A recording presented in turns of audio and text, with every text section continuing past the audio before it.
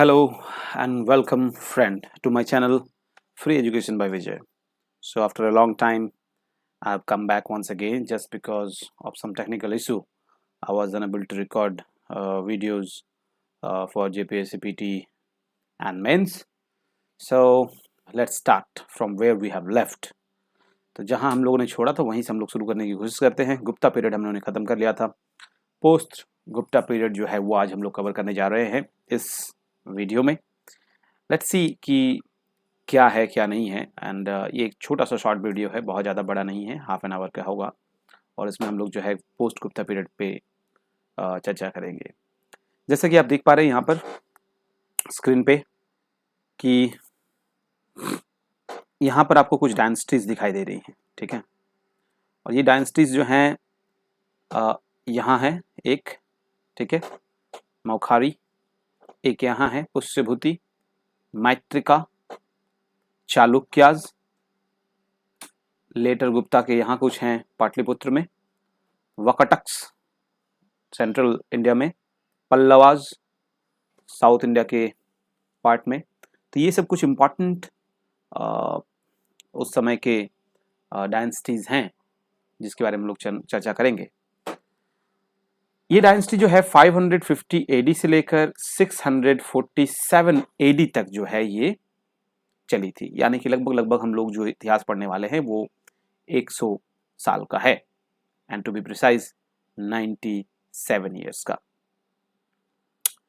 तो चलिए शुरू करते हैं विदाउट वेस्टिंग एनी टाइम. अगर आप मेरे चैनल में नए आए हैं तो मेरे चैनल को सब्सक्राइब कर लें. और अगर आपको ये वीडियो अच्छा लगता है तो आप लास्ट में लाइक किए बिना बिल्कुल ना जाएं. अगर आपने इससे पहले के वीडियोस नहीं देखे हैं तो आप प्लीज़ जाके उनको एक बार देख लें ताकि आपको जो कनेक्शन है इस वीडियो को बाकी सारे वीडियोस से, हिस्ट्री से, पास्ट से, वो काफ़ी अच्छी तरीके से समझ में आए. So let's move on and start today post Gupta period. तो पहला जो डायनेस्टी है जिसके बारे में आज हम लोग बात करने वाले हैं वो है पुष्यभूति या वर्धान डायनेस्टी. तो पुष्यभूति डायनेस्टी या वर्धान डायनेस्टी जो है ये वेरी इंपॉर्टेंट डायनेस्टी. तो चलिए इसके बारे में बात कर लेते हैं. देखिए, पुष्यभूति डायनेस्टी ये पूरा जो है वो सब पोस्ट गुप्ता पीरियड में जितना लंबा समय था 97 ईयर्स का, उतना समय तक ये चला था. एंड इसमें कुछ इंपॉर्टेंट रूलर्स भी हैं. चलिए देखते हैं.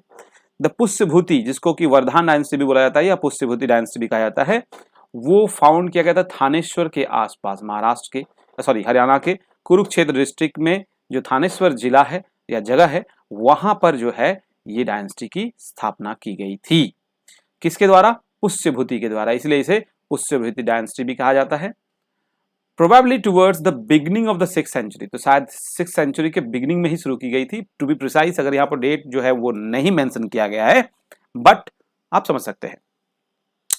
Pushyabhuti were the feudatories of the Guptas. देखिए, गुप्ता के समय में ये लोग फ्यूडिटरीज यानी कि सामंत हुआ करते थे उनके. ठीक है, गुप्ता के अंडर में ये लोग रूल किया करते थे एक एरिया में. जैसे ही गुप्ता रूलर्स जो है वो वीक पड़ गए तो उसके बाद जो है इन्होंने टेक ओवर कर लिया और अपनी डायनेस्टी जो है स्थापित कर ली. ऐसा ही होता था उस जमाने में.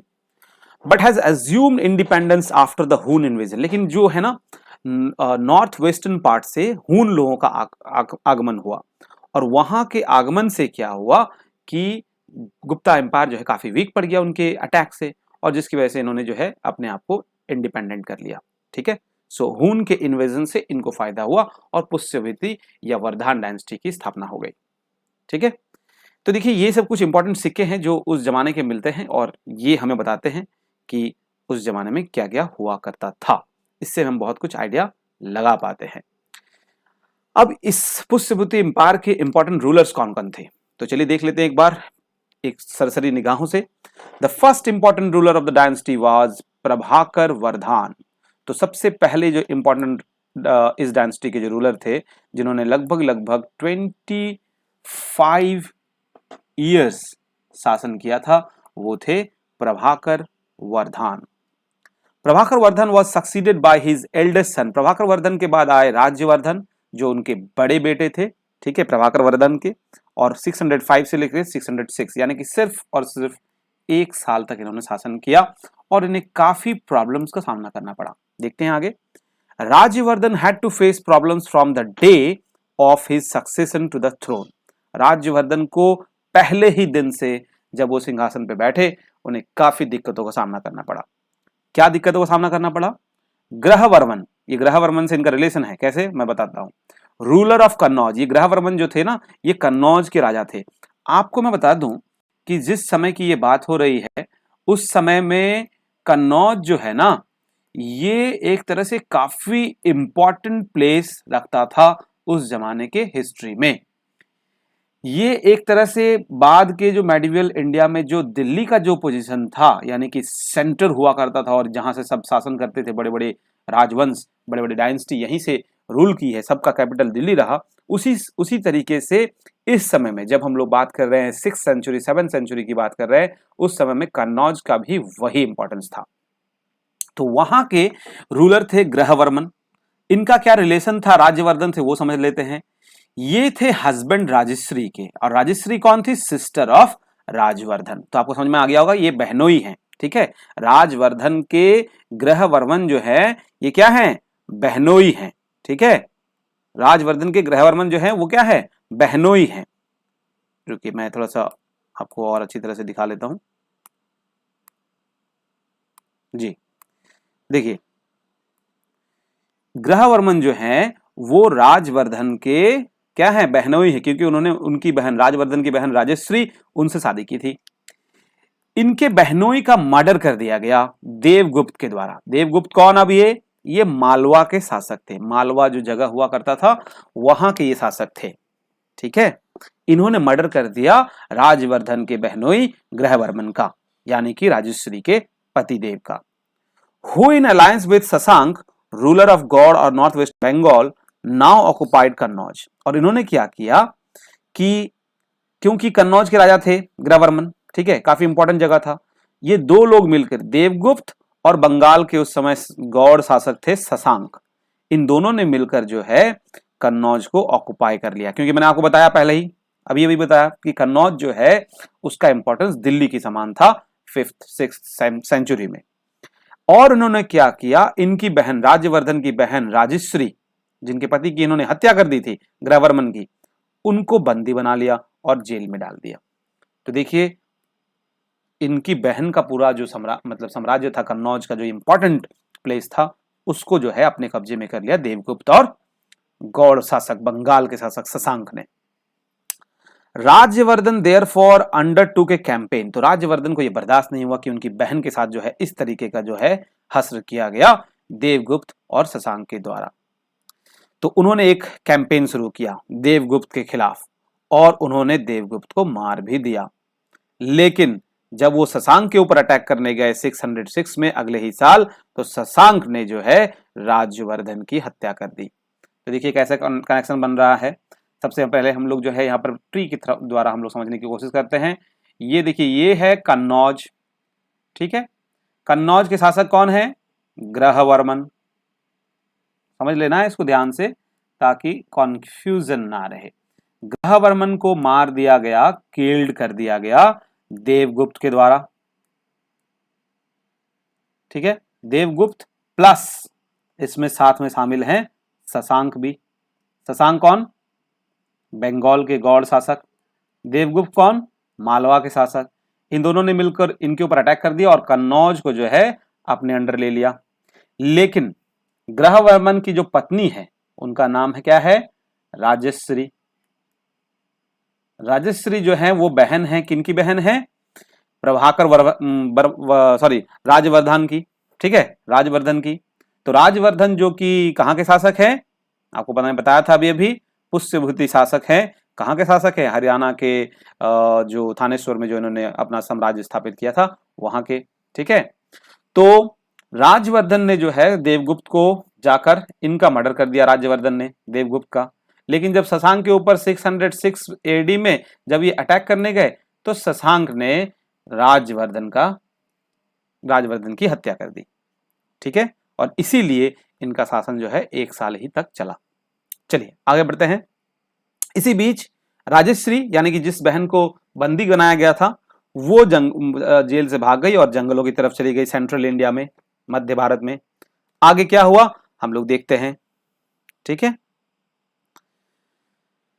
तो देखिए ये है वर्धमान डायनेस्टी के प्रभाकर वर्धन, और एक मैंने इमेज बना दिया है, और ये है राज्यवर्धन। चलिए अब हम लोग देखते हैं हर्षवर्धन की कहानी।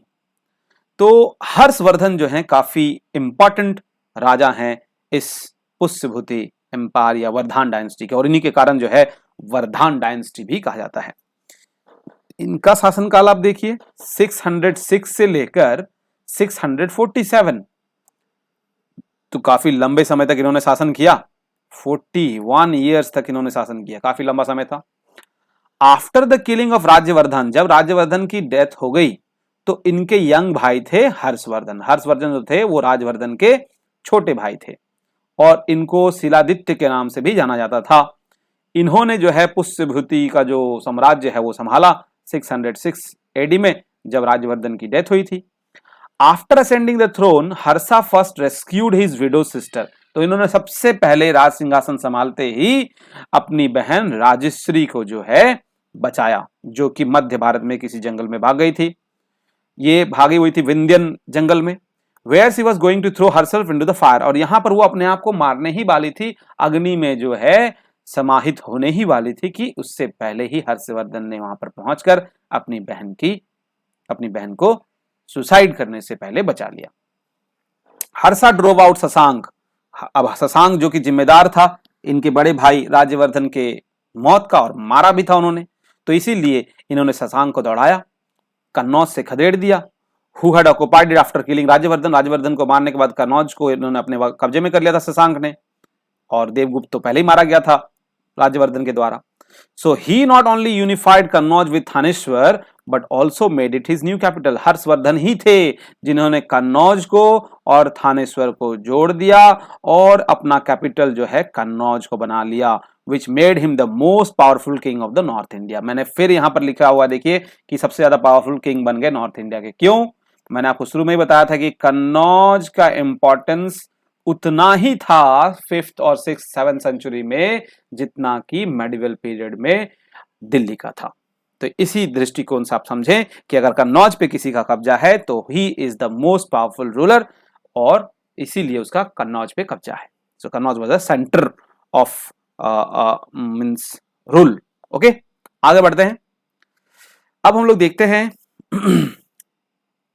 कि आगे हर्षवर्धन के बारे में और थोड़ा सा डिटेल्स में जानते हैं, बिकॉज अगर कोई वर्धमान डायनेस्टी में जिसके बारे में जानना है तो वो हर्षवर्धन है। Harsha thereafter proceeded towards the east against Shashank. अब इन्होंने शशांक को छोड़ा नहीं था, शशांक से इनको बदला लेना था, बिकॉज इन्होंने उनके भाई की हत्या की थी, बड़े भैया की, और उनकी मतलब बहन को भी इन्होंने परेशान किया था। साथ ही साथ भाई की तो हत्या की थी, बहनों की भी हत्या की थी। तो इसीलिए with a view to avenge the death of his brother, अपने भाई राज्यवर्धन की मौत का बदला और अपने बहनोई ग्रहवर्मन की मौत का बदला लेने के लिए ये उसके पीछे पीछे पूर्व दिशा यानी कि बंगाल की तरफ आगे बढ़ने लगे। Harsha was not successful in his first expedition against Gaur शासक। तो गौड़ शासक थे जो शशांक, उसके खिलाफ हर्षा पहले अटेम्प्ट में तो सफल नहीं हो पाए। But in his second expedition towards the close of his rain, अपने शासन के अंतिम समय में उन्होंने तब भी हार नहीं मानी थी। बदला इस तरीके का लेना होता है। देखिए पुराने राजा ना छोड़ते नहीं थे, वो लोग बदले पे विश्वास रखते थे, और यही कारण है कि वो लोग हार नहीं मानते थे। अपने शासन के अंतिम समय में उन्होंने डिसाइड किया कि नहीं, वो आखिरकार शशांक का जान लेकर ही रहेंगे, और अपने सेकंड एक्सपेडिशन में वो निकले, एंड आखिरकार शायद उनके ही हाथों जो है शशांक की मौत हुई 637 में, and he conquered Magadh and Shashank empire. Shashank को मारने के बाद मगध वाला रीजन, ठीक है, जो आज का बिहार वाला रीजन है, बिहार झारखंड मिलाकर, और शशांक का एम्पायर यानी कि बंगाल वाला रीजन, ये दोनों ही अपने कब्जे में ले लिया। तो आखिरकार बदला पूरा हुआ। हर्षवर्धन डिफीटेड ध्रुव सेना। हर्षवर्धन ने ध्रुव सेना को हराया था, जो कि मैत्रिका जो रूलर थे वल्लभी के। मैंने आपको शुरू में ही दिखाया था एक डायनेस्टी, मैत्रिका डायनेस्टी, जो वल्लभी वाले एरिया में थी। तो वो उसके एक शासक थे ध्रुव सेना द्वितीय, उनको हर्षवर्धन ने हराया था। However, Harsha, in order to secure the safety of the western boundary, re-insisted him and gave his daughter in marriage to ध्रुवसेना II। लेकिन देखिए काफी पॉलिटिकल जो थिंकिंग है वो राजाओं के मन में रहती थी, अपने एम्पायर को ज्यादा से ज्यादा मजबूत करना। और इसी कारण से वो लोग शादी विवाह जो एक दूसरे से करते थे वो इसी सोच के साथ करते थे। तो उन्होंने ध्रुव सेना को हरा तो दिया था जो मैत्रिका रूलर थे वल्लभी के, लेकिन फिर बाद में अपने वेस्टर्न बाउंड्री को सिक्योर करने के लिए, क्योंकि जो मैत्रिका जो साम्राज्य था वो वेस्टर्न साइड में था, आपने देखा होगा, वल्लभी जो महाराष्ट्र वाला एरिया है वहां साइड में था, तो उन्होंने जो है ध्रुव सेना को दोबारा से उनका साम्राज्य दे दिया। और साथ ही साथ इतना ही नहीं, अपनी बेटी की शादी जो है ध्रुव सेना द्वितीय से करा दी। Dhruv Sena two accepted the position of feudatory, तो ध्रुव सेना ने स्वीकार कर लिया सामंत बनकर उनके अंडर में शासन करने का। तो क्योंकि उन्होंने दे दिया कि भाई आप हमारे अंडर शासन करेंगे, और उन्होंने स्वीकार कर लिया। It was an important diplomatic achievement of Harsha. तो देखिए, देखा जाए तो ये बहुत ही अच्छा डिप्लोमेटिक डिसीजन कहा जा सकता है। तो ये समझदार थे, इसीलिए इन्होंने 41 ईयर्स तक शासन किया। जो भी समझदार राजा होते थे ना, वो बहुत लंबे समय तक शासन कर पाते थे इसी कारण से। ठीक है, आगे बढ़ते हैं हम लोग।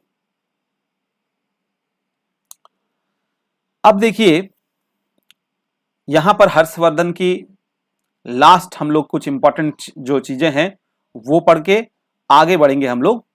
ठीक है, चालुक्य डायनेस्टी की तरफ हम लोग मुड़ेंगे। देखिए पुलाकेशिन द्वितीय की भी हम लोगों ने तस्वीर देख रहे हैं हम लोग।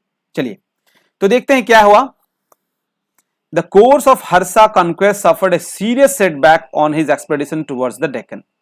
हर्षा जो है वो लगातार आगे बढ़ रहे थे, ठीक है, लेकिन उनको बहुत बड़ा झटका लगा जब वो डेक्कन प्लेट्यू की तरफ आगे बढ़ रहे थे, क्योंकि वहां पर उनका सामना हुआ पुलाकेशिन द्वितीय राजा के साथ, जो कि चालुक्य साम्राज्य के वतापी या वदामी के राजा हुआ करते थे।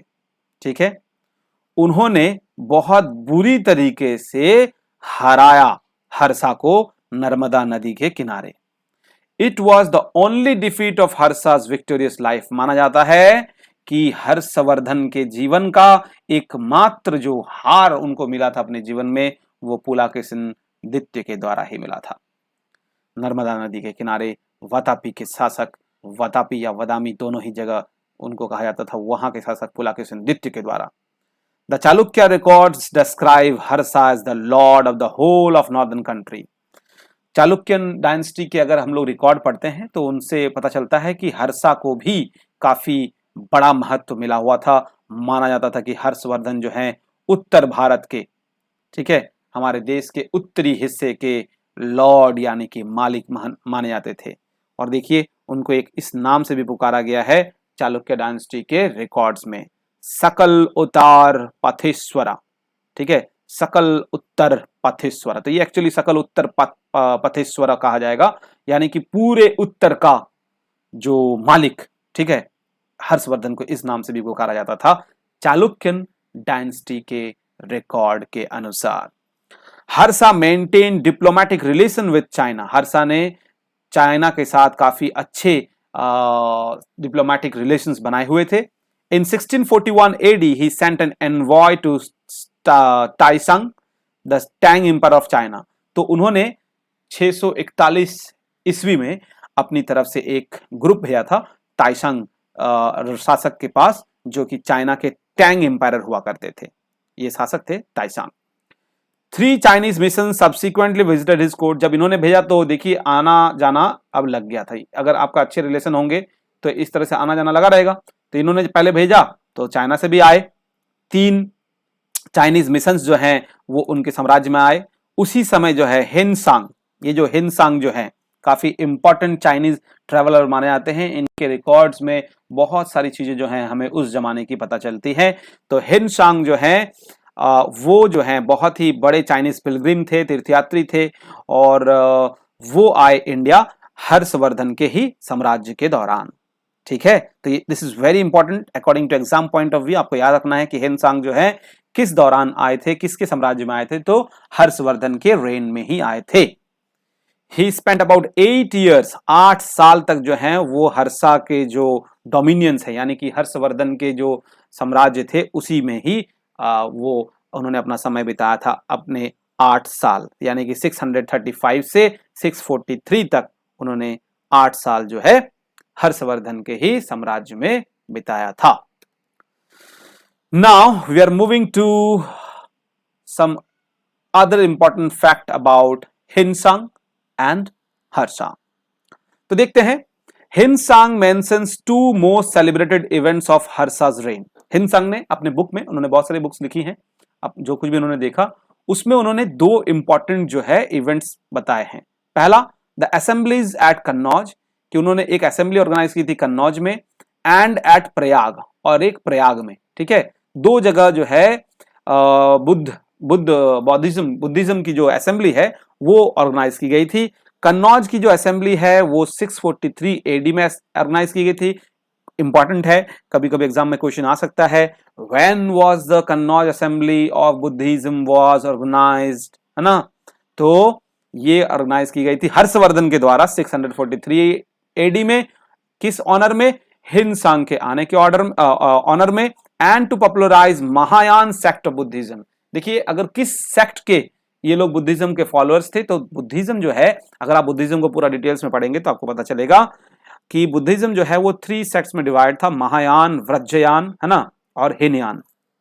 तो उसमें से महायान जो सेक्ट है उसके ये लोग फॉलोअर्स थे। तो ये तीनों क्या क्या है ये हम लोग डिटेल्स में पढ़ेंगे जब हम लोग जब रिलीजन के बारे में पढ़ेंगे, बुद्धिज्म के बारे में पढ़ेंगे, ठीक है, रिलीजियस रिफॉर्म्स के बारे में पढ़ेंगे, तब हम लोग पढ़ेंगे, ठीक है। तो ये लोग महायान सेक्ट ऑफ बुद्धिज्म को पॉपुलराइज करने के लिए कन्नौज असेंबली को ऑर्गेनाइज किया गया था हर्षवर्धन के द्वारा 643 एडी में हिनसांग को ऑनर करने के लिए।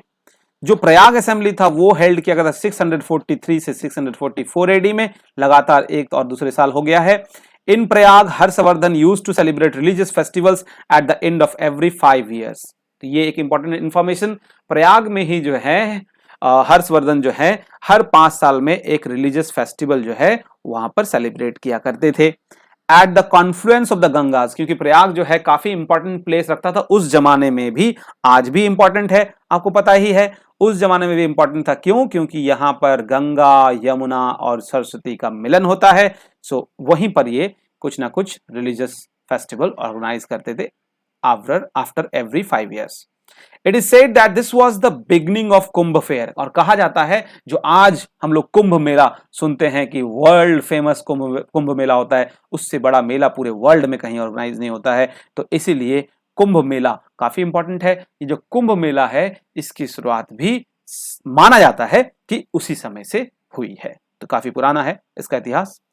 Harshvardhan was a Shaiva by faith, हालांकि हर्षवर्धन बुद्धिज्म को फॉलो नहीं करते थे, सैविज्म थे, यानी कि शिव की आराधना करने वाले थे। But he showed equal respect to other sects, लेकिन वो दूसरे रिलीजन को भी बराबर का जो है सम्मान देते थे, और यही कारण है उन्होंने बुद्धिज्म के लिए इस तरह के असेंबलीज ऑर्गेनाइज कराई थी। Hiuen Tsang portrays him as a liberal Buddhist Mahayana. अब देखिए, अलग अलग थ्योरी है। इंडियन हिस्ट्री के अनुसार हर्षवर्धन हिंदू थे और शिव की आराधना करने वाले थे, साइविज्म थे। लेकिन हिनसांग के अगर बुक्स में देखा जाए तो वो पोर्ट्रे करते हैं कि नहीं, हर्षवर्धन जो है वो बुद्धिस्ट थे, महायान सेक्ट को मानने वाले। So this is a matter of discussion, this is a matter of talk, but अलग अलग दृष्टिकोण से हम लोग देख लेते हैं। चलिए मान लेते हैं कि वो हिनसांग के अनुसार वो बुद्धिस्ट थे, और हमारे हिंदू जो जितने भी बुक्स हैं उनके अनुसार वो हिंदू थे, ठीक है ना, सैविज्म थे, शिव की आराधना करने वाले। Who also honored gods of other sects, ऐसा हिनसांग ने लिखा है। According to Hinsang, Nalanda University meant for Buddhist monk was maintained by the revenue from 100 villages which granted by Harshvardhan. जो नालंदा यूनिवर्सिटी की जो नींव रखी गई थी उसको चलाने का जो जिम्मा था वो हिनसांग के अनुसार हर्षवर्धन के द्वारा ही किया गया था मैनेज। उन्होंने जो है बुद्धिस्ट मॉन्क के लिए जो है नालंदा यूनिवर्सिटी खोली थी, और उन्होंने कहा था कि नालंदा यूनिवर्सिटी में जितने भी बुद्धिस्ट लोग आएंगे चाइना से, वो भिक्षुक लोग आएंगे, वो यहाँ पर स्टडी करेंगे, पढ़ाई करेंगे, और इसको जो है मेंटेन कैसे खर्च किया जाएगा, तो 100 विलेज का जो रेवेन्यू था वो पूरा का पूरा जो है नालंदा यूनिवर्सिटी के लिए उन्होंने देने का काम किया था। तो ये सब कुछ इंपॉर्टेंट जानकारी थी हर्षवर्धन के बारे में।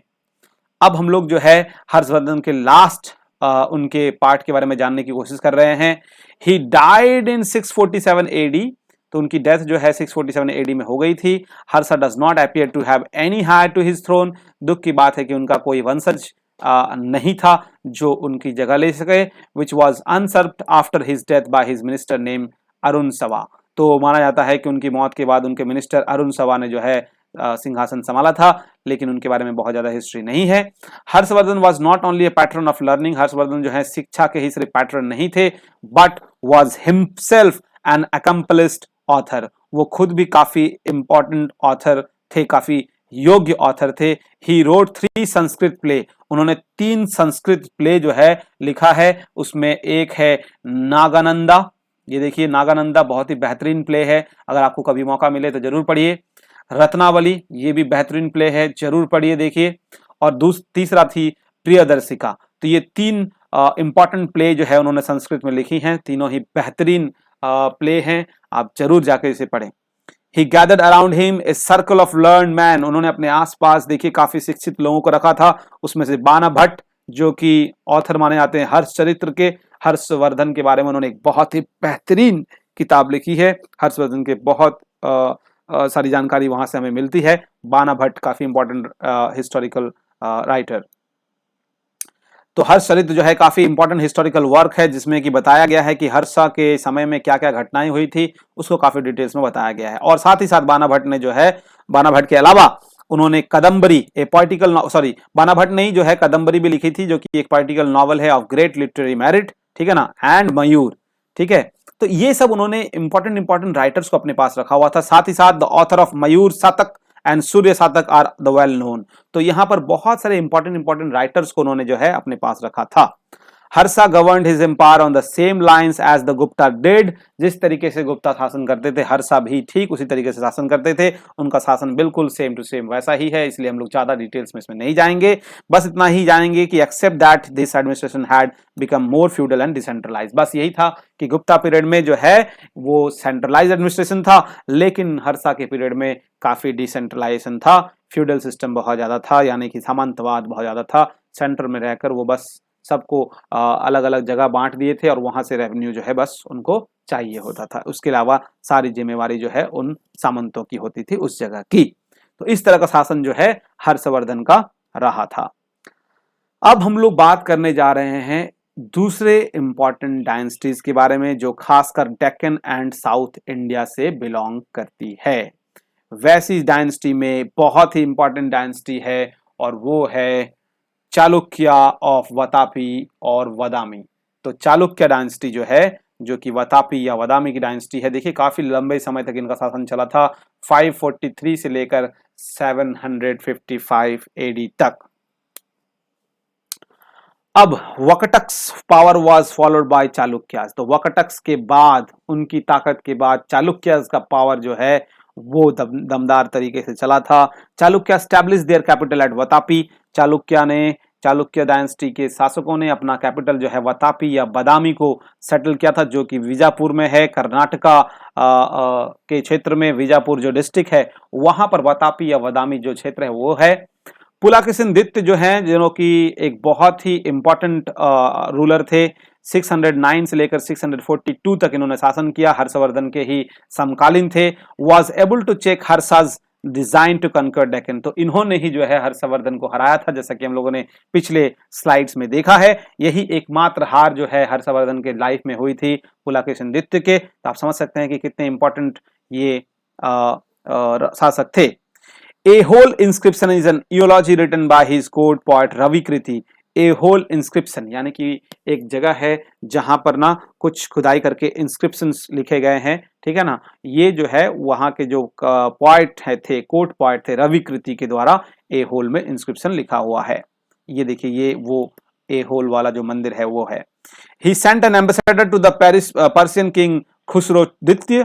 तो उन्होंने जो है अपने एम्बेसडर को पर्शियन राजा खुसरो द्वितीय के पास भेजा था 625 एडी में, and also received one from him, और वहां से भी एक एम्बेसडर को मंगाया था। The Chinese pilgrim Hiuen Tsang visited his kingdom, क्योंकि मैंने बताया कि ये हर्षवर्धन के समकालीन थे, तो हिनसांग जो है 8 साल तक तो हर्षवर्धन के एम्पायर में रहे थे, फिर उसके बाद ये इनके एम्पायर में भी आए थे हिनसांग, ठीक है। आगे बढ़ते हैं। Pallav ruler Narasimhavarman Mamalla invaded the Chalukyan kingdom and killed Pulakeshin II। आखिरकार पुलाकेशिन द्वितीय की हत्या जो है पल्लव के राजा ठीक है, नरसिम्हवर्मन। तो नरसिम्हवर्मन मामला जो थे, उन्होंने चालुक्य किंगडम पर अटैक किया और पुलाकेशिनदित्य की हत्या कर दी और वातापी को कैप्चर कर लिया। तो चालुक्य डायनेस्टी को उन्होंने कैप्चर कर लिया इस तरीके से। ही एडॉप्टेड द टाइटल वतापी कोंडा, और इसीलिए उनको जो है ये टाइटल मिला वतापी कोंडा, यानी कि the conqueror of Vatapi. In 757 AD, Chalukyas were overthrown by their feudatories, the Rashtrakutas. लेकिन 757 में चालुक्यास लोगों को पूरी तरह से उनका साम्राज्य को खत्म करने का काम जो है वो राष्ट्रकूटास लोगों ने किया। ठीक है, अब अगर हम लोग बात करते हैं कि किस तरह का स्टाइल जो है वहां पर चल रहा था, तो वेसारा स्टाइल, ये एक स्टाइल है, डेक्कन स्टाइल जो है उस तरह का जो है उनका वहां पर बिल्डिंग का स्ट्रक्चर जो है वो इस तरीके का होता था, वेसारा स्टाइल का। Chalukya began the Vesara style और Deccan style in building structural temples. चालुक्यों ने ही शुरू किया था ये वेसारा स्टाइल की। अगर शुरुआत की बात की जाए, डेक्कन स्टाइल भी इसे कहा जाता है। तो ये टेम्पल को बनाने का स्ट्रक्चरल एक तरीका है, बस इतना ही समझ लीजिए। इसको चालुक्य लोगों ने शुरू किया था, which however reach the culmination only under Rashtrakutas and the Hoysalas. लेकिन इसको आगे बढ़ाने का काम जो है राष्ट्रकूटास और होयसाला डायनेस्टी ने किया था। ठीक है, आगे बढ़ते हैं। देखिए कुछ इंपॉर्टेंट चालुक्यन टेम्पल्स के बारे में हम लोग बात कर लेते हैं। वेसारा स्टाइल की जो टेम्पल है उसमें से जिनेंद्र टेम्पल जो है, मेगुटी टेम्पल भी उसे कहा जाता है, जो कि एहोल जो जगह है वहां पर, जहां पर रवि कृति ने जो इंस्क्रिप्शन लिखा है वहां पर है। विष्णु टेम्पल भी एहोल जगह में है, ये मध्य प्रदेश में है, आपको इतना समझ लेना है। लडखान टेम्पल जो है एट्रिब्यूटेड टू गॉड सूर्य, एहोल में है। दुर्गा टेम्पल भी, ये सब कुछ इंपॉर्टेंट स्पेसिमेन है। ठीक है ना। Aihole is called town of temples because it contains about 70 temples. तो एहोल जो है टाउन ऑफ टेम्पल कहा जाता है, यहाँ पर 70 टेम्पल्स हैं। ठीक है, नगर स्टाइल के पापंता टेम्पल पट्टाडकल में है। द्रविड़ स्टाइल के Virupaksha temple and Sangameshwar temple Pattadakal, यहाँ पर जो है ये कुछ इंपॉर्टेंट चालुक्यन टेम्पल्स के स्पेसिमेन हैं। ये देखिए उनके जमाने के बनाए हुए टेम्पल्स, जो अभी मैंने दिखाया था, ये एहोल टेम्पल्स का एक हिस्सा है। अब हम लोग बढ़ते हैं अगले डायनेस्टी की तरफ, ये है कांची के Pallavas. There is a controversy regarding the origin of Pallavas. इनका साम्राज्य 575 से लेकर 897 एडी तक चला था। इनके ओरिजिन के बारे में थोड़ी सी कंट्रोवर्सी है। कुछ लोग मानते हैं कि नहीं भाई, पल्लवास जो थे वो लोकल ट्राइब थे जिन्होंने यहां पर टोंडाई मंडलम में अपनी ऑथोरिटी स्टैब्लिश की थी और द लैंड ऑफ क्रिपर्स। ठीक है, ऐसा माना जाता है। They were the orthodox Brahmanical Hindus. कुछ लोग कहते हैं कि नहीं भाई, ये लोग ब्राह्मणिकल हिंदूज थे and their capital was Kanchi. Both Chalukyas and Pallavas tried to establish their supremacy over land between Krishna and Tungabhadra. तो चालुक्य और पल्लवा ने पूरी कोशिश की थी कि उनका साम्राज्य जो है कृष्णा और तुंगभद्रा के बीच में जो है उनका साम्राज्य सेटल हो जाए। काफी इंपॉर्टेंट प्लेस था, इन दोनों ने मिलकर बहुत कोशिश की थी। पल्लवा किंग में नरसिम्हवर्मन जो थे 630 से लेकर 668 एडी तक उन्होंने शासन किया था। उन्होंने चालुक्यन कैपिटल वतापी को अपने कैप्चर में किया था 642 एडी के आसपास and assume the title of Vatapi Kondai. और इन्होंने वतापी कोंडाई का जो टाइटल है यानी कि वतापी का कॉन्क्वेरर उन्होंने हासिल किया था। Pallavas were instrumental in spreading Indian culture. पल्लवाओं का बहुत बड़ा रोल है, साउथ ईस्ट एशिया तक जो है इन्होंने इंडियन कल्चर को फैलाया था। Till the 8th century AD Pallava influence was predominant in Cambodia. Cambodia जैसे देश में भी इनका इन्फ्लुएंस पहुंच चुका था काफी अच्छा खासा। The Pallava type of shikhar is to be found in the temples of Java, Cambodia and Annam. ये सब कुछ इंपॉर्टेंट छोटे छोटे देश हैं जहां तक इन्होंने जो है अपना जो शिखर स्टाइल है यानी कि अपने टेम्पल्स का, वो तक वहां पर देखने को मिलता है। इससे हमें अंदाजा लगा सकते हैं कि वहां पर भी इनका स्टाइल था। देखिए Gupta and post Gupta dynasty के कुछ इंपॉर्टेंट डायनेस्टीज और उसके फाउंडर को जान लेते हैं। बस इतना ही काफी होगा आपके लिए एग्जाम पॉइंट ऑफ व्यू से। चालुक्य ऑफ वतापी के जो फाउंडर थे वो थे जयसिम्हा। गंगाज ऑफ तालकड के जो फाउंडर थे वो थे कोनाकानी वर्मा। गुप्ताज ऑफ मगध श्रीगुप्त थे। कदम्बाज ऑफ वनावसी मयूर श्रमन थे। किंगडम ऑफ गौड़ शशांक थे। थानेश्वर में पुष्यभूति। लेटर गुप्ता ऑफ मगध मलवा के कृष्ण गुप्ता। मैत्रिका ऑफ वल्लभी के भत्रका। मौखारीज ऑफ कन्नौज, कन्नौज के मौखारीज के थे यज्ञवर्मन, पल्लवास ऑफ कांची के Simhavarman, and the Pandyas of Madurai के कंडुगन, एंड द वकटक्स के थे विंध्य शक्ति। ये सब कुछ इंपॉर्टेंट फाउंडर्स थे इंपॉर्टेंट डायनेस्टी के, इसे आप याद रख सकते हैं। So I think I have tried my level best to give you more and more information about this period in a very brief manner, in a very little video, because इसमें बहुत सारी चीजें हैं, बहुत सारे डायनेस्टीज हैं, उन सब के बारे में डिटेल्स में पढ़ना काफी मुश्किल है, लेकिन जो जो इंपॉर्टेंट बातें थी और इंपॉर्टेंट डायनेस्टीज थी उनमें से मैंने जो है कुछ इंपॉर्टेंट पॉइंट्स आपके सामने रखे। आई होप कि अगर आपको मेरी मेहनत अच्छी लगी हो तो आप मेरे वीडियो को बिना लाइक किए नहीं जाएंगे और मेरे चैनल को जरूर सब्सक्राइब कर लेंगे, क्योंकि ऐसा देखा जा रहा है कि वीडियोस तो बहुत सारे लोग देखते हैं बट उनमें से 70 से 80% ऐसे होते हैं जिन्होंने मेरे चैनल को सब्सक्राइब नहीं किया है। सो प्लीज अगर आप मेरे वीडियोस को देख रहे हैं और आप मेरे वीडियोस को रेगुलर देखना चाहते हैं तो आप मेरे चैनल को सब्सक्राइब और लाइक जरूर करें, ठीक है। तो मिलते हैं फिर अगले वीडियो में, और जब हम शुरू करेंगे मेडिवल हिस्ट्री, बिकॉज ये जो था ये एंशिएंट हिस्ट्री का पार्ट अभी तक हम लोगों ने कवर कर लिया है। अब हम लोग मिलेंगे अगले वीडियो में मेडिवल हिस्ट्री के साथ। तब तक के लिए धन्यवाद।